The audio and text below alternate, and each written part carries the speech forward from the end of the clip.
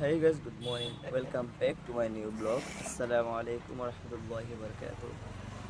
So guys, আজকে আমি আপনাদেরকে দেখাবো ইনশাল্লাহ যে একটা অন্ধ হাবিজ চাপ, মানে আল্লাহ সুবহানাহু ওয়া তাআলা এত সুন্দর কণ্ঠ দিয়েছে।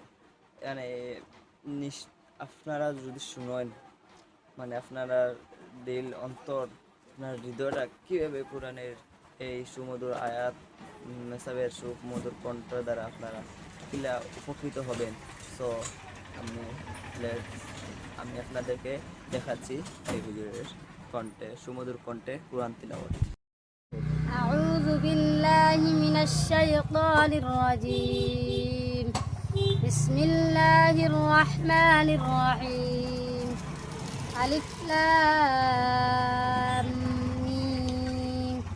ذلك الكتاب لا ريب فيه هدى للمتقين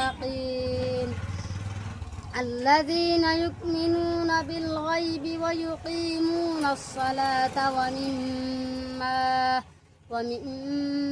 رزقناهم ينفقون والذين يؤمنون بما أنزل إليك وما أنزل من قبلك وبالآخرة هم يوقنون.